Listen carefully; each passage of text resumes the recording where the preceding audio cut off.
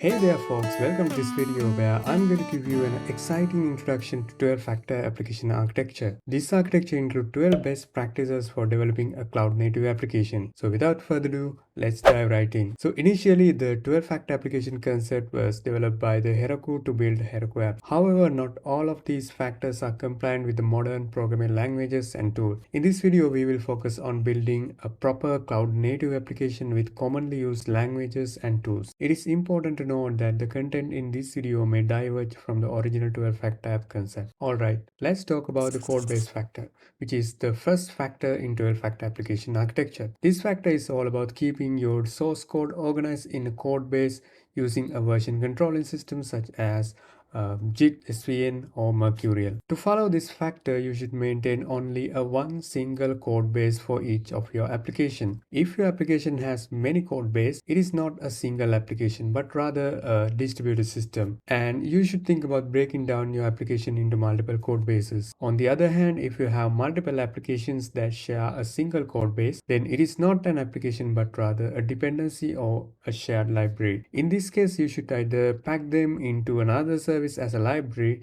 or deploy them independently as a supporting service. It is important to note that the code base should contain not only the source code but also the deployment configurations, provisioning scripts, and all other required artifacts for beginning that particular application. Each code base can have many deployments such as development, staging, and production. Moving on to the second factor, which is dependencies. When building an application, you will likely to be using a package manager like npm for Node.js, Maven for Java, or pip for Python. This is important because it allows you to easily reuse existing code libraries in your application. However, you might run into issues if the latest library is no longer compatible with your application. That's where the dependencies factor comes in.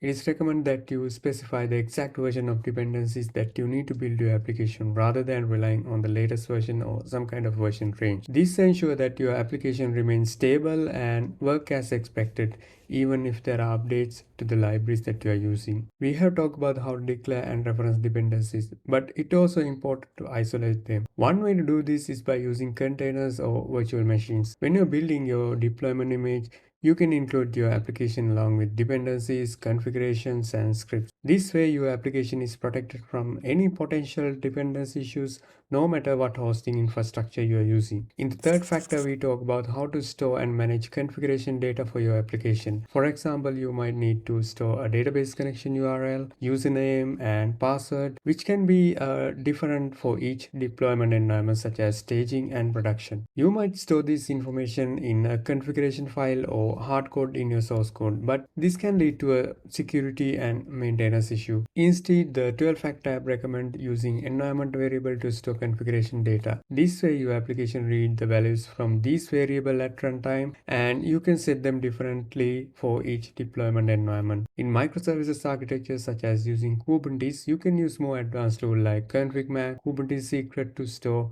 and manage configuration for your microservice. When you develop a cloud application, you might need support in backend services such as databases, SMTP services, messaging services, caching, and many others. The 12-factor app suggests that backend services should be treated as resources and that there should be no distinction between local and third-party services. Before connecting to a backend service, you need to consider a few things. Your application should only specify that it requires to connect to a backend service, like a database. Then the application should connect to the database using the connection URL detail from the external configuration. The application can simply read whatever in the configuration and access the backend service. By doing this, when you need to change the database, you only need to update the configuration, not the source code. This makes it easy to swap different backend services in and out without any changes to your application. Let's discuss how your application should be deployed in a target environment after making a code change. According to the 12-factor app, you should have three distinct stages for building, releasing, and running your application. Firstly, the developer push code changes to the repository. Next, the build phase, your source code is compiled and artifacts are generated. This will pull your code changes and generate necessary Java file, executable files, or script. You can use CI/CD pipeline like Jenkins and Travis service CI to accomplish this. Your source repository can be GitHub, Bitbucket, or GitLab. If you are using Java, you can use Maven as your project management tool. If you are using Node.js, you can use NPM or Yarn Package Manager. For Python, you can use pip. The release space combines all of these executable file and configuration. After completing this phase, you should have a deployment ready bundle. In microservices architecture, Docker is used to bundle all of these executable files, dependencies, and scripts together to create an image. Each release should have a unique identifier that allows for easy rollback in case of failure. Finally, in the run phase, all changes are deployed to the target environment. In microservices architecture, this can be a Kubernetes, Docker Swarm, or Helm chart based deployment. Within this context, the build, release, run factors are referred to having a distinct build, release, and run stages. When it comes to dual factor app, the process factors strongly recommend having stateless process. This means that processes are not supposed to be maintained states on their own. For instance, let's consider an order management system with two process handling orders. Your application must keep track of order status, which might be in created, paid, shipped, cancelled, or delivered status. If you keep status on the process by itself, the other process will unable to read it. As a result, you must send order data to that particular process. However, this is not recommended in cloud native. Instead, we can have a database to store orders and make the process stateless. Now we are able to send requests to any process and perform the action. The seventh factor of the 12 factor app is port binding. It's recommended that you expose your services via a port when developing a cloud application. The 12 factor app also recommend against using web server containers. For instance, PHP application can be run on a WAMP or LAMP server, and Java application can be run on a Tomcat server. However, cloud services should be self-contained, with each application exposing its own port. This approach decouples cloud application from hosting services and allow them to scale independently. But keep in mind that programming languages still support server containers in which you can host your application. If you are using server containers, make sure at least one application is attached to each web server container. Concurrency is the 8-factor in 12-factor model. As explained, cloud applications are designed to scale independently by incorporating its statelessness nature. When developing a monolithic application, you may want to use a thread to scale up your system. Threads are critical in scaling a system to take advantage of multi-core CPU processing power. Multiple threads in a single process can replicate and run a task in multiple cores. However, there is no such a thing as thread-based scaling in cloud application. Because services are running on multiple computers, managing thread or core make no sense. Scaling can be achieved by simply replicating the entire service. Services in microservices run on containers, and we can scale them by replicating services. Each services in microservices architecture has process running on container. Simply spin up another replica of services to scale up the system. The load balances it in front and distribute incoming traffic among these services. Kubernetes uses the concept of services to manage replicas of each of these services. Cloud native eliminate the need to be considered threads and scale out using the service model. When scaling application with horizontal scalability, you must start and stop application quite faster. The ninth factor of the 12-factor app is disposability. Assume you have two service replicas in your system.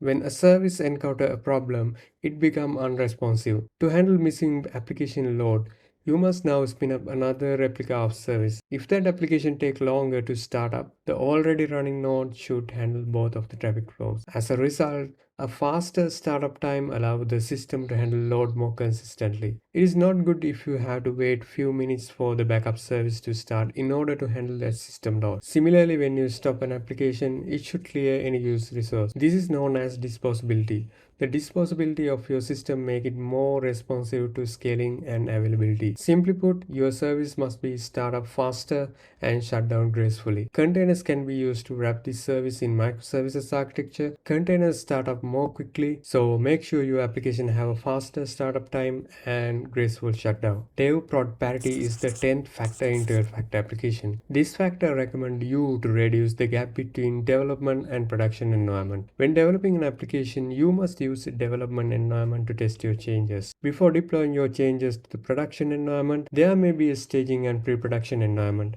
If there are differences between those environments, it is impossible to forecast issues that may arise in the deployment. We can think of this gap regards to three factors. There is a time gap where it takes longer to reflect changes in the environment. The longer the time, the more things can be happen in between. The personal gap occurred when the person who write the code do not perform the deployment. If a large number of people are involved in development and deployment, there may be a differences in each of these environments. The tool gap is the difference between the tool used in each environment to host your application. If MySQL used in development and Oracle used in production, then there is obviously much greater chance of unexpected failures. You can easily close this gap by using automated deployment, which allow code changes to be reflected in the target environment in matter of seconds. Developers can contribute to the development of automated deployment for each of these deployments. You can also isolate your application from the host machine by using virtual machines or containers. Simply put, you should try to keep your development, staging, and production deployment as similar as possible. The 11th factor is about logging. The goal here is to treat log as event stream. In monolithic application, you can simply keep logs in your deployment and use them for analysis as you need. You might know that cloud native applications are disposable and can die at any time.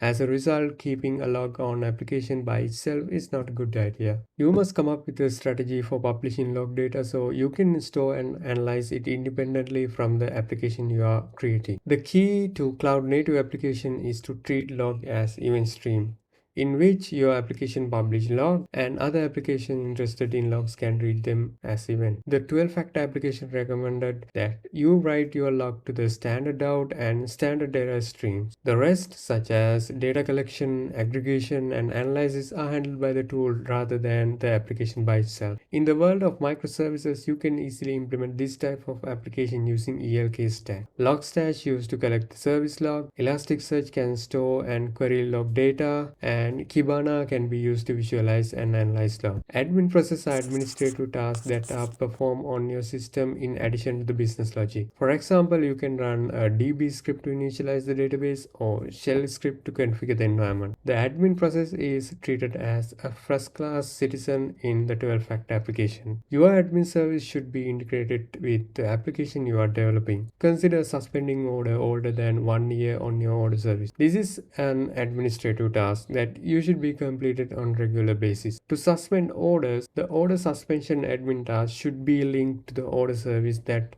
perform as a database operation. A cron job can be set up to periodically request the order suspension task. Admin tasks are also a component of software development lifecycle as they are created alongside the application. The 12-factor application provides comprehensive setup guide for building cloud native applications. When building your next cloud application, be sure to refer these factors as well. I will be back with more videos on cloud architecture in the future.